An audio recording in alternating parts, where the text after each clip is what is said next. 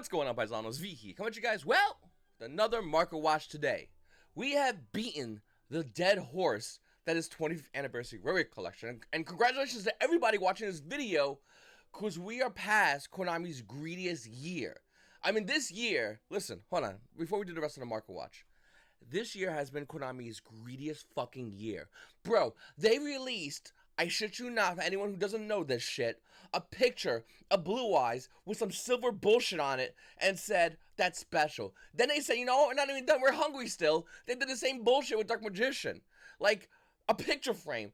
And of course, they only made a certain amount, and the price went insane because obviously there was a little bit of supply, a lot of demand, because they went for the collector's throats on that one. That was fucked up. Konami, that was fucked up. And I know that wasn't on this year, but the fact that I continue doing that, the fact that 25th anniversary has been from January to almost the end of this year, they're still beating it so they can still shell out cards, is crazy.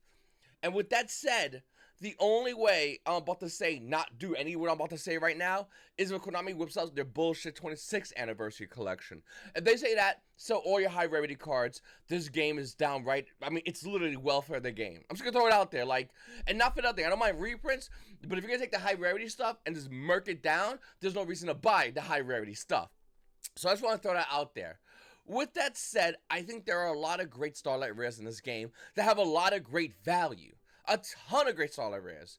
And the greatest part about this in this video is we're basically done with the year. The next set is Phantom of Nightmare core set, comes out in February. We also have Maze of Millennia, once again comes out in January. Valiant Smashers is going to be a subset that does come out soon, which is looking to be a really good set. But once again, the odds of Konami still getting all these Starlight rares and reprinting them and calling it 25th anniversary shill is really little. As far as structure decks, we have only one, which is going to be the structure deck Fire Kings, which looks really good, to be honest with you. I'm playing Rescue Aces like throughout the season, and I really like this for Rescue Aces. I like this in general, actually. It's a really good structure deck, so that's also really cool to see. But you know what else is really amazing? It's the fact that Starlight rares are so dirt cheap because of fears in the market. And rightfully so. I mean, imagine owning Starlight rares, a ton of them, at the beginning of this year. And then Konami goes, we have 25th anniversary. And you're sitting there going, yay, I'm old. And Konami goes, not only are you old if you play this game for, for that long, but we're also going to reprint all the high rarity stuff. Now, once again, that's normally a great thing. With the Mega Tins, reprints are excellent. With the Legendary Duelist sets, reprints are excellent. Well, within every other reprint set, a Battle Armageddon, reprints are excellent. And then Konami goes, no, hold on one second. No, you got me fucked up. Yeah, we're doing the low rarity shit, but we're also redoing the high rarity shit in almost a similar rarity. Anyway, that's basically to 20th anniversary Nightmare. We are 1 month away. Well, technically, almost 2 months away. Month and a half. Month and 3/4. We're almost done with that shit. And we're gonna start entering a year in which we have core sets, subsets. Core sets, subsets, and none of them features 25th anniversary shill. Which is ideally great, meaning these Starlight rares might actually not only stabilize, but go up in value. Now, if this is to be the case, my favorite Starlight rare that I just recently bought is Heat of the Fire Charmer Ablaze. Within the past month, this card went from $285 to $250 a copy. Look, on the past 6 months, I mean, it went from $300 to where it is right now. In the past year, by the way, it just keeps $400 to where it is right now. The card is so dirt cheap, and the reason why it's so dirt cheap, despite the fact that it's almost a must-have card in a lot of decks, is because of the fear of it getting reprinted. The fear of it getting reprinted kills the value, but if we are past that, if that's not going to happen anymore, and Konami promises not to butt-fuck us every day of our lives, there's a good chance that this card actually might stabilize and not maintain value as well as other Starlight rares. I think that so much so, actually, once again, went and bought this card. Another little fun fact, guys, comment down below, what is your favorite Starlight rare to buy right now that nobody's talking about? Let me know in the comments down below. Heat is definitely one of them. There is another Starlight rare that I'm not mentioning in this video because next week I'm going to be buying it. And not for nothing, I love you guys. You guys are always so good to me. But if I mention a fucking Starlight rare, there's a good chance people will buy the card and it'll spike up in value and I'll get fucked in the ass. I have to pay more money because I mentioned the card. Don't want to do that. I'm not going to do that. I'm going to buy the card first and then I'll mention it. Also, it's just not fair to you guys if I also tell you guys a card and it gets spiked up in value. Even though I just did that to Hida. I don't know if it's going to spike or not. I don't know if anyone got $250 burning a hole in their pocket around Thanksgiving/Christmas. But this card is dirt cheap. By the way, the best time to buy Yu-Gi-Oh cards is during the holiday season. The reason why is very simple, because as everyone's buying, putting money towards bills, putting money towards presents. I spend a crazy amount on presents for my family.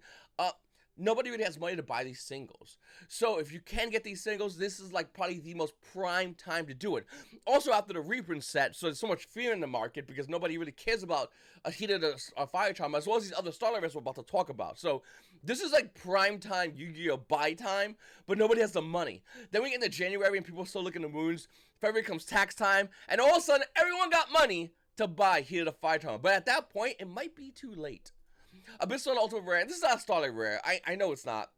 But this card was really low at $1.37, it says right here. It's currently roughly around 58 bucks. To be honest with you, this is a great buy still. I recently bought one as well. I forgot how much I paid for it, but it wasn't as much as what it is now. But listen, I still think this is a great buy right now, obviously, because, you know, everyone's playing Telements, everyone's playing Horus, Horlaments.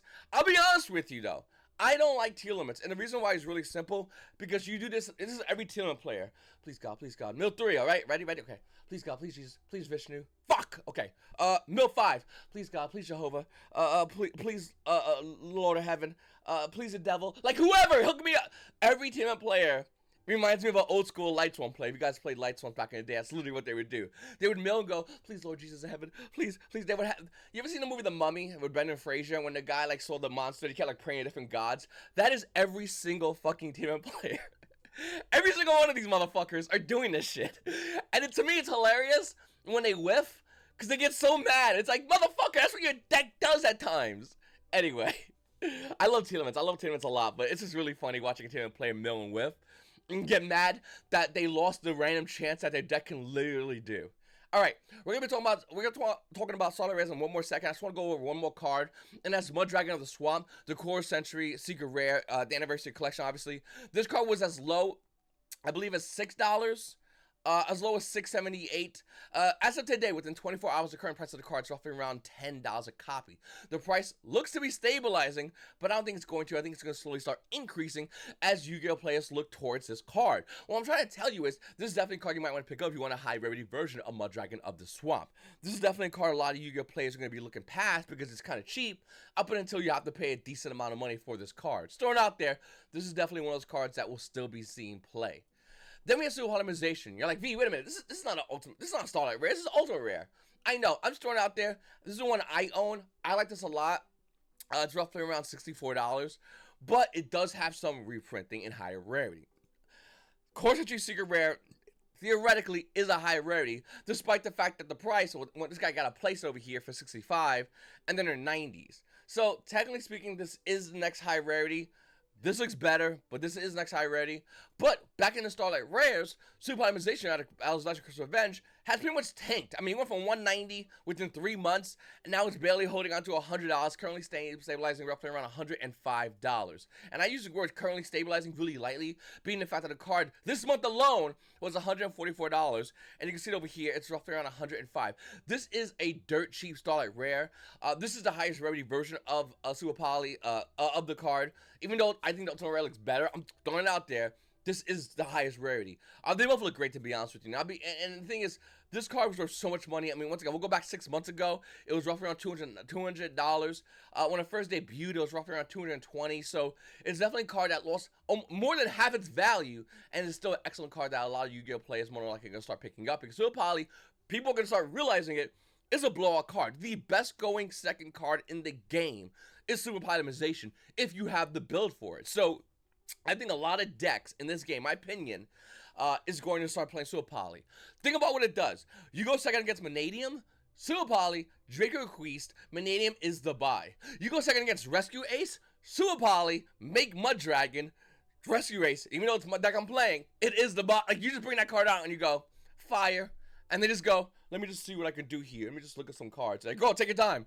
Because whatever I summon now, you can't target. Pyroly's play 3 of their field spell to shut down Rescue Ace. Mud Dragon is that field spell, but you Suali them, meaning use their stuff to make that. It's absolutely broken. Once again, I think a lot of you players will slowly start moving towards Suali. I'm just throwing out there which versions there are out there. Don't get this ugly-ass version. If you're going to get this version, get this version. Or if you want to spend a couple extra bucks, get the highest rarity version, which is going to be Starlight Rare. All right. Product prosperity. Usually so much money. Can we just get like $600? What's that peak? We're looking at 635, 640 for a Pot of Prosperity Starlight Rare. Ouch. Okay. This card's currently roughly around $290 a copy. Here's my hot take. Most players don't need 3, they need 2. Potentially some need 3, but most need 2. Throwing it out there, okay? If you have an extra $200, where are we looking at? $290, $300 burning a hole in your pocket, because the card's starting to pick back up, by the way. Like, okay, it's showing it's dead, but look over here, like, the card's picking back up. People are starting to buy this card. And I just want to throw it out there. It's not a cheap card. It's a very expensive card. One buy within the past month on a $300 card is pretty interesting. Let alone the fact that Pot of Prosperity Starlight Rare is definitely a card that there's not many in the market. People are trying to go in and grab this card. I mean, 5 pages is really not a lot. You're seeing at most 3 of, unless you want some Japanese goofy version that's a 6 of. This is a card that I think is a very underlooked Starlight Rare because of how expensive it is, but people don't realize how expensive it's going to be. Meaning that this card more than likely is still primed to go up in value. Now there's a good chance Konami's going to reprint this card into Oblivion, which will definitely kill the value. I mean, look at Dropper, look at Triple Texas Talents. They got reprinted, not even at like goofy core century rares yet, and the value started dropping on the Starlight Rares. They stabilized and slowly started to recover before Konami said, you know what, we're doing it again, hit him again.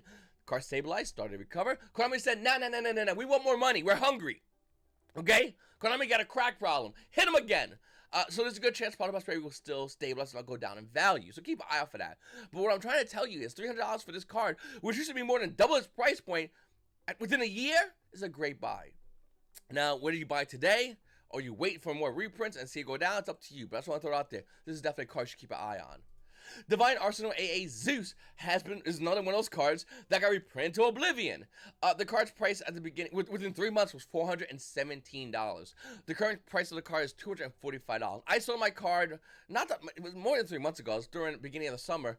And people were looking at me like I was crazy when I sold my Zeus. And I looked at them and I said, Konami's going to be hitting people hard with reprints, including Starlight Rares. We didn't know about the 25th anniversary Shill Fest, but we knew something was coming because Konami got hungry. Listen, I do think this card's a good price right now. The card price point, obviously, within a month was almost $400. It's down to, I mean, it's TCG Play can't even hold on to it. It's saying $342. It's roughly around $245 for a Starlight Rare. This is definitely a dirt cheap price point. Another card that people are just not looking at right now because there are so many versions. So we'll just look at the other version of this card. Because there's crazy amounts. There's a Core Century Rare for $130. There's an Ultimate Rare, which, can I be honest? I'm going to be honest right here. Some of these Ultimate Rares are looking insane. And Zeus Ultimate Rare looks absolutely gorgeous. So much so the price went from $35 to where it is currently right now, $40. The card actually went up in value. Because people were like, oh, we'll just use this one. This one looks good. Like, you can make your fake Ultimate Rare version, Konami. It's fine. That shit looks insane. So yeah, I mean, you're 100% right.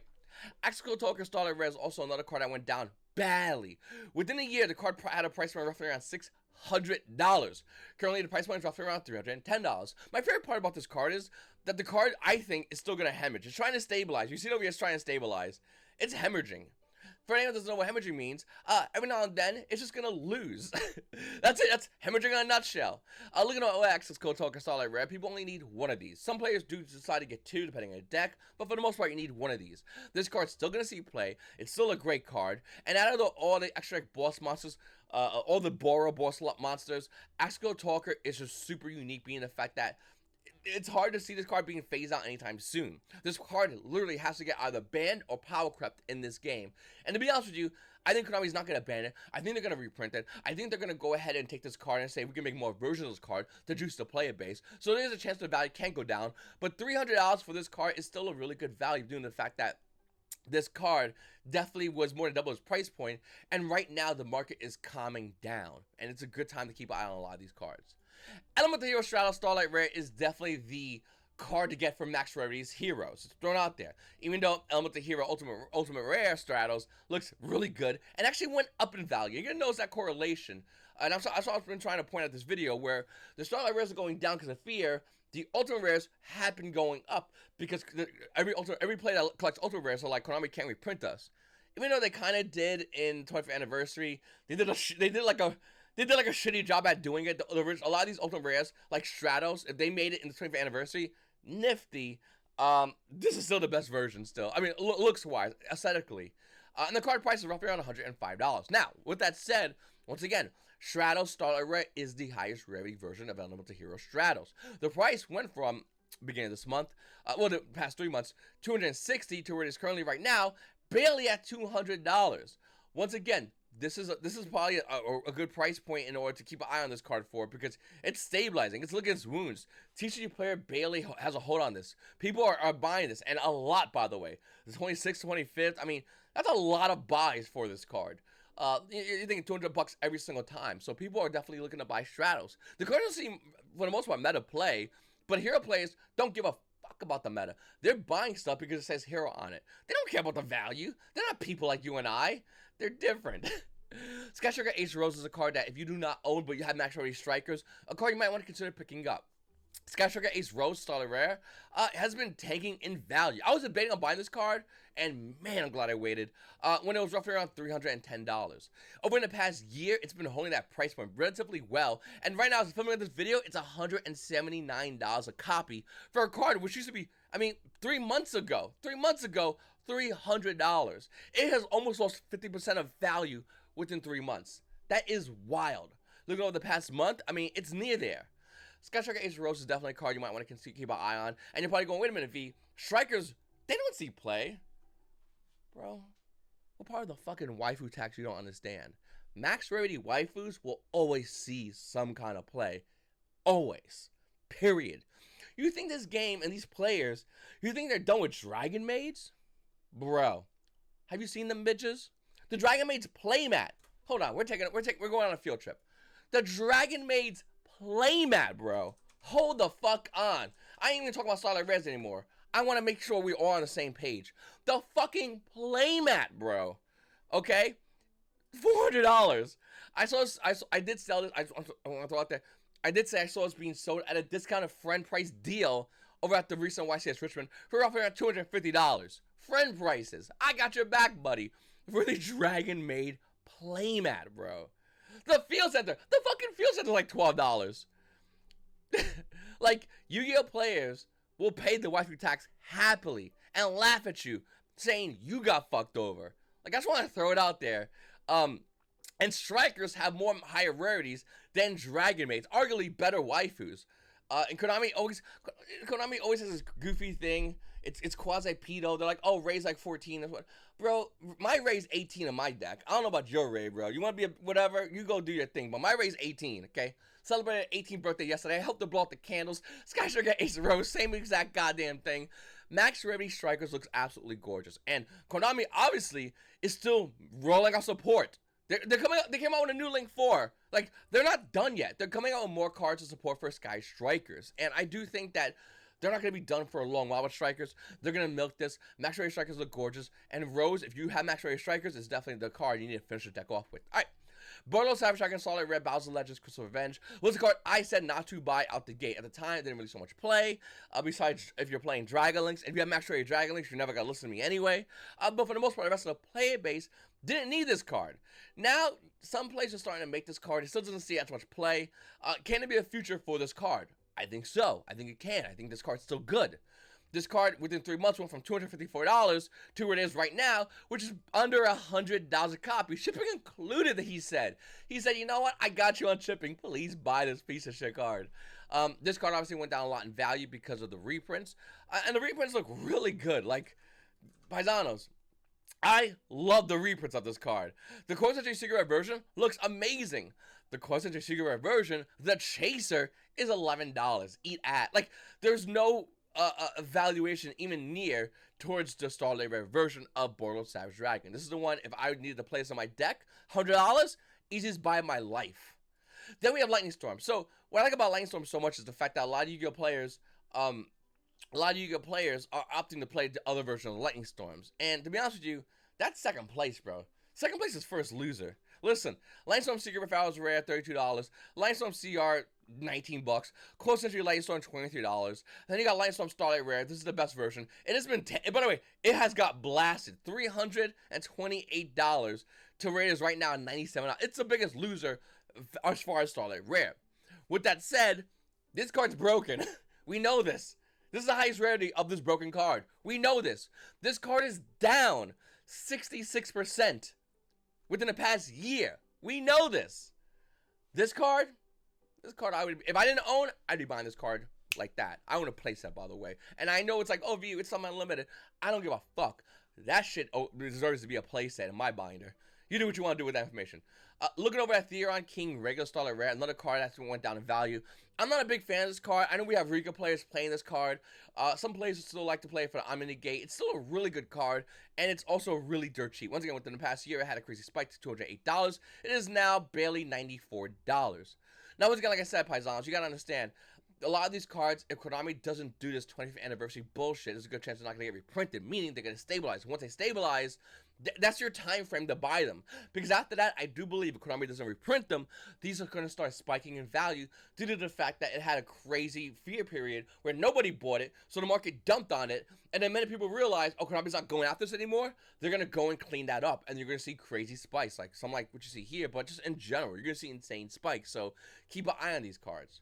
And the last Starlight Rare is Heavenly Zafire Madora. This card is still my favorite Starlight Rare as far as like the low-end Starlight Rares. This card is currently $33. If anyone know what this card does, you can special summon a card from your hand. If okay, hold on a second.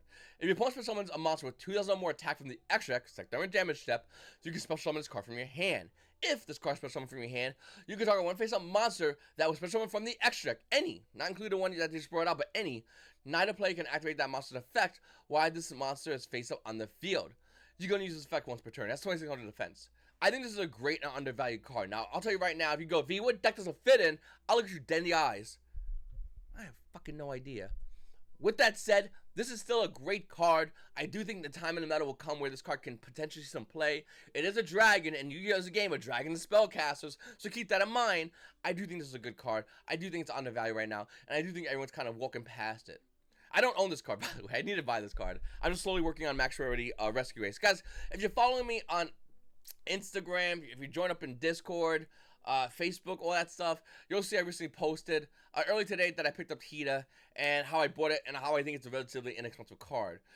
This video is going to be coming out a little bit later than I expected, but once again, things happen as they happen. Paisanos, I definitely think some cards in this market, especially Starlight Rare-wise, are a great buy, especially if Konami doesn't get too greedy. If Konami continues getting greedy, like, if they go 26th anniversary collection, my market watch is going to be what you're going to sell, which is everything, okay?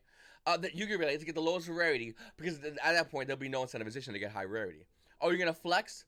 Dude, the king peasant's still a peasant to a middle-class person. And I'm telling you right now, 25th anniversary has humbled a lot of cards, but it's not going to keep them there as long as Konami doesn't do this shit again. So we'll have to see, guys.